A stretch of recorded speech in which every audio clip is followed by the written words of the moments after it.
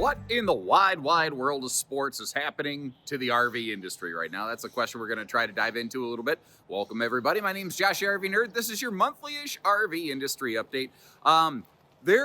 We may be dodging a little bit of a bullet on some originally expected, projected, I'm just going to say borderline price gouging. There's some more manufacturer shell game things kind of moving around. There have also been, I think, a couple victories, which I feel like we haven't had a chance to talk about enough of those, but a couple wins coming to both consumers as well as dealers that may trickle down to the consumer level. All that and more today. If you appreciate what we're doing for you, getting you the info, doing the scrubbing bubbles work so you don't have to. Hit that subscribe button. And as we go, let me know what you think about the different topics. And remember, I always chapter mark this so you can jump around to the little nugget that interests you most. And it's like, every year, the RV industry seems to have this one word that it always focuses on for a bunch of years in a row. It was COVID and pandemic and all that kind of stuff. This year, the word of the day has definitely been tariff, and there's been a lot of reasonable fear, not like paranoia, but reasonable fear that it was going to cause some really nasty price hikes. Like some suppliers had already sent updated pricing sheets to different manufacturers, which caused them to update their price sheets to send to dealers, and it's been a whole cascade effect of things. We are currently in this interesting little holding pattern phase where much of that has at least been paused or, delayed and pushed back, where we haven't actually had that happen yet. And it's funny because there are some RV manufacturers who've already said, well, we're going to definitely have a 5 to 10% price increase come June with the 2026 product updates. And some manufacturers have said, well, there's a lot of moving parts. We're going to wait and see what happens, and we'll do what we have to do when and if we have to do it. But there's a number of factors out there that are potentially avoiding an initial price surge as initially projected. The first thing I'm kind of stumbling into here is there are a lot of suppliers who get stuff from various entities overseas that are currently stuffing absolutely full all of the U.S. warehouse space they possibly can. Because we are in this little delay buffer period where they don't necessarily have to eat heavy tariffs to get this stuff in. They are packing all their storage space as full as they possibly can, so that at least for the time being, if things do flare up and we do have some heavy import taxes on things, they're a little bit insulated from that for a longer period. And if none of that comes to pass, they rode the storm out, everything's fine, and they can sell off the inventory that's currently in warehouses. So that is one of those things that is currently helping keep pricing on pieces and parts, which affects the bill of materials, which affects the invoice to a dealer, which affects the price tag to you at a pre-spike level, and hopefully it never hits the spike. The big one, though, that's currently giving everyone a big sort of, at least for now, a temporary reprieve, is that the major big tariffs between the U.S. and China are on a little bit of a temporary hold. Now, that's not to say that, all the trouble's been avoided. It could just be like procrastination where, I get to enjoy my Saturday today because I didn't do my book report, and now I have to cram my book report into Sunday afternoon. Like, it might end up being a situation like that. Sorry, you just got an interesting little glimpse into my life right there. I just the textbook procrastinator. But I don't know that people realize how that was necessarily going to affect some things to the RV industry, like refrigerators. I was talking to some manufacturers, and like one guy I was chatting with, he goes, the refrigerator we use is like $918 our cost. That was going to go up to $2,098. A refrigerator was going to more than double. Manufacturers ain't going to just eat that. That gets passed along in an invoice. That affects the price tag that goes on the RV. And at the end of the day, it's always the end consumer that foots the bill on all these things. So some severe pricing impact has been avoided, at least for the time being. And I think we are all hoping that something gets worked out by people above our pay grade and out of our control so that it doesn't ever become our problem. Another thing is, with the passing of the One Big Beautiful Bill Act, it has finally come to pass where RV dealerships will now, once again, because this is how it used to be able to fully deduct interest off their bank loan floor planning off towable RVs. Basically, there was some weird verbiage that happened. And, when a dealer has all this stuff in stock, it's basically on an open revolving loan to a bank called floor planning. And the interest on that suddenly became not fully tax deductible. And when towable RVs represent 88% of all RV sales, that's a huge punch in the teeth on operating costs. Now, just like manufacturers won't eat costs, basically, dealers won't either. So anything that adds cost to the entire operating experience, the entire effort to get that RV out the door and across the curb, eventually, basically, consumers pay for. So anything that reduces that operating cost can benefit a consumer. The difference in this case is that some dealerships will probably try to just, probably try to just pocket the money. Some places will recognize that their operating costs have gone down and work it into the price tag. That's where you as the consumers always have the choice. I always encourage you, shop around a little bit, make sure you're getting the right deal, the best deal. And I should have wore some sunglasses for this, but you get the idea. There might be some opportunities there if you shop around a little bit. The other thing that this One Big Beautiful Bill Act did is it basically prevented the sale of some big chunks of public lands to the states of Nevada and Utah, as I recall. And we're going to talk more about keeping public lands public in a little bit. Another key thing that I've been trying to keep my eye on is like what's happening with interest rates. And basically, from what I can see, and keep in mind, I'm not some like super brilliant economist. If I was, I wouldn't be out here waving cameras and in front of wobbly boxes. But from what I can see, interest rates just pretty much aren't going anywhere. The 2026 models are actually quietly pretty much have been in most full production swing for about the last month, but the 2026 model year pretty much officially kicks off essentially the day that this video comes out. RVIA kind of set last fall some guidelines heavily advising RV manufacturers to make the bulk of their product updates within the month of June to kind of give consumers, dealers, everybody a clearer break on model years, because man, there's been a lot of goofiness over the years. But I've already seen a lot of updated 2026 stuff. I've spent the last 2 or 3 weeks doing that. At this point, I've already got like 30 or 40 of them in the hopper, and there's actually some cool, fun stuff coming. There are some companies who are almost completely reinventing themselves. So some very interesting, cool stuff. Make sure you follow along later if you want to see what's new in the RV industry. But there will be a little bit of a transitioning period here. There are some manufacturers, some brands who are just making a hard 2026 cut and shift. There are some that are doing it like Bon Jovi, and they're halfway there right now.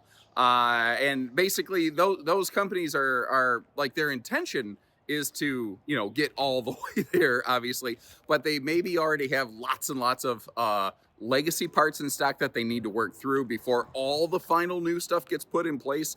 So don't be surprised if some of those early 2026 models see a few tweaks, changes, and revisions before it, you see the full thing actually kick in swing.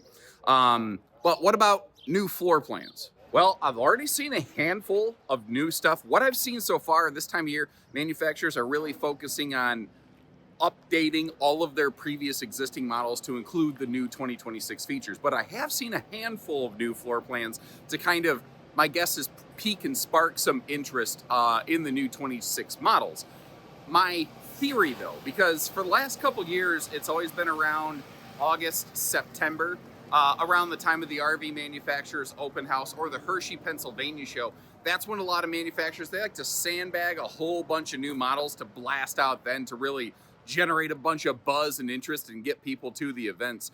I am predicting that we have a couple early new floor plans now but we're probably over the next 2-3 months going to see a slug of new floor plans hit all at one time around that August-September wave. Then my guess is around December, January, there's going to be 1 or 2 models that they couldn't finish prototyping in time for the big shows. And then you'll see 1 or 2 new models come out just in time for spring show season. That seems to be how it works pretty much every year. But again, you know, follow along, subscribe with the channel, and I'll always do my best to keep you in on the new models because I always specifically go head hunting that new stuff so that you can see what's out there. And this is a bit more of Bish's related specific news. You know, we're a medium-sized dealer group. We're not necessarily, not, I guess, nationwide in the sense that there's a lot of states that we just don't have dealerships, you know, like we have in the low 20s in stores. There's obviously 50 states. Well, we've had a lot of people watch these videos and take a look at our Wayfinder RVs and have been very interested in wanting to put their hands on one of these things or come see them before they buy them, but we don't have them in your neck of the woods. That might be changing. With a little bit of creativity, we are working on unveiling display spaces in a lot of areas in which we don't necessarily have coverage in places, you know, like California and some other big population kind of zones.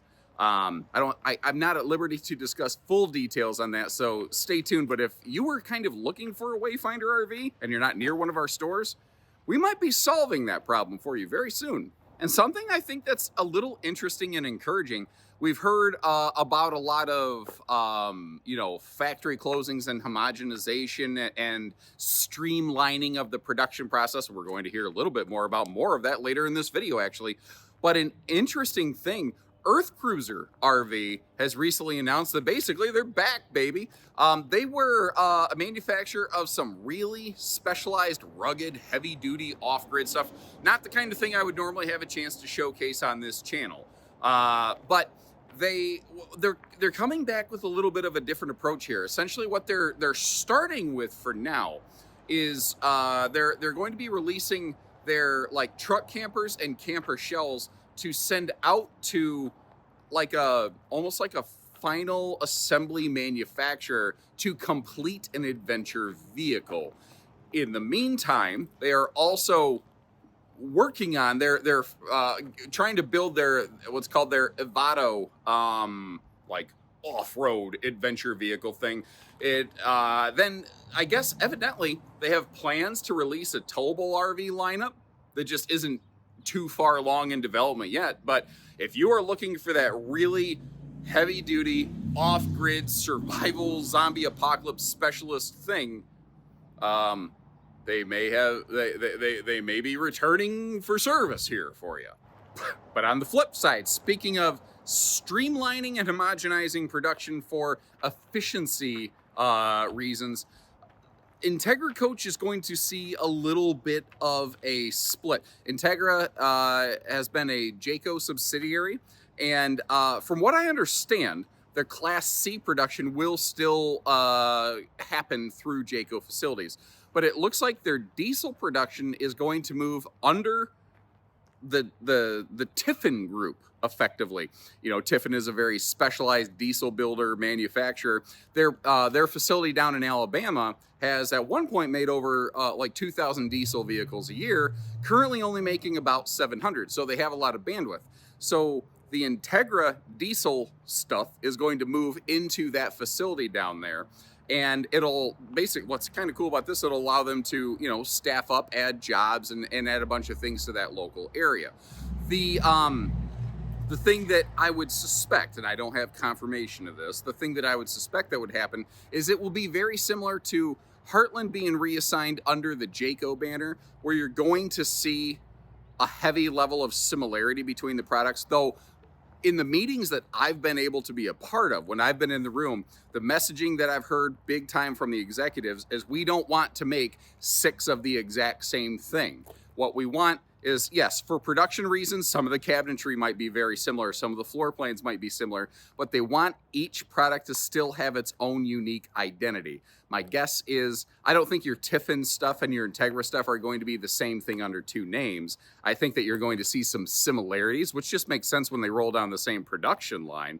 But I think you might see Each of them have a few different floor plans, have some different features, probably different paint packages, some odds and ends like that. But you will also see a heavier overlap on a Venn diagram moving forward. So if you're in that diesel market, keep an eye on those over this next year.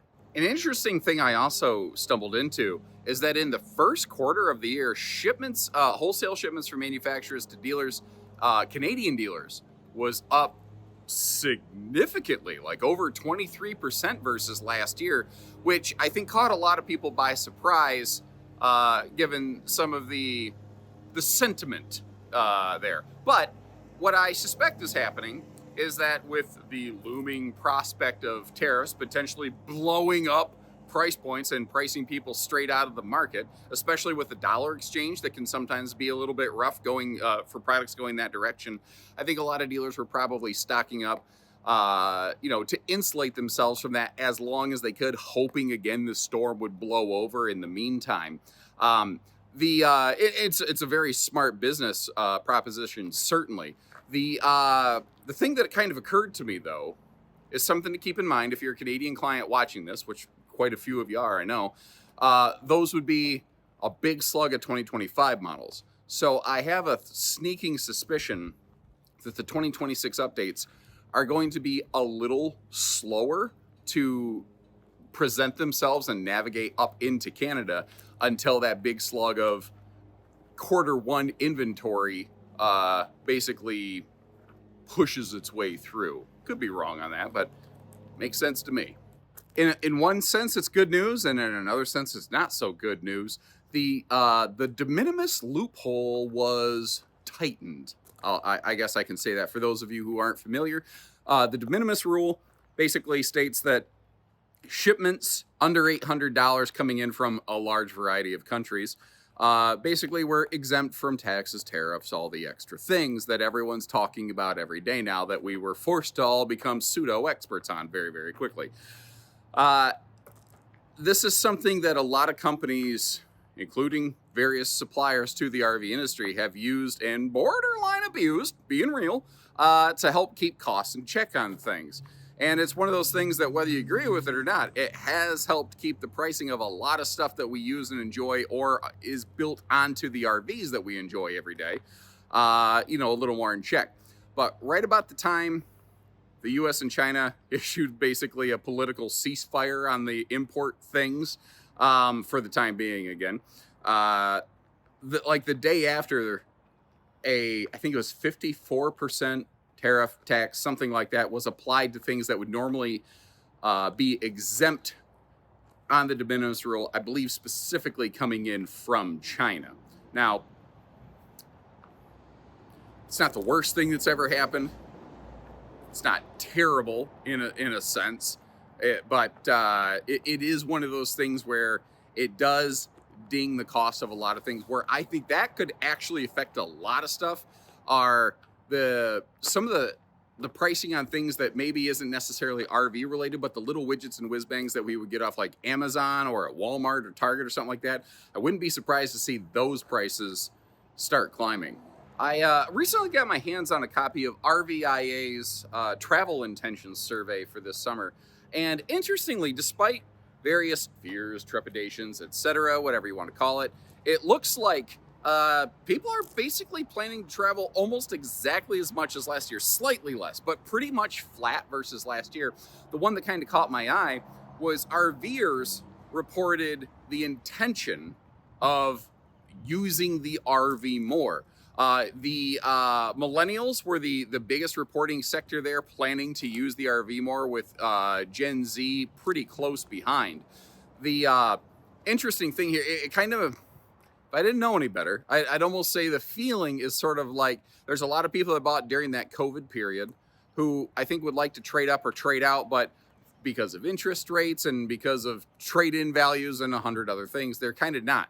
So I think the general sentiment that I'm getting from a lot of people is, well, if we're stuck with this thing, we might as well use it. Well, I'm glad they're getting used to out of their RV. It's kind of a bummer way to go about it, but it is interesting where a lot of people predicted there'd be this mass exodus of people from the industry. It just is not happening, and they do continue to adopt the lifestyle. Also, I think, very interesting.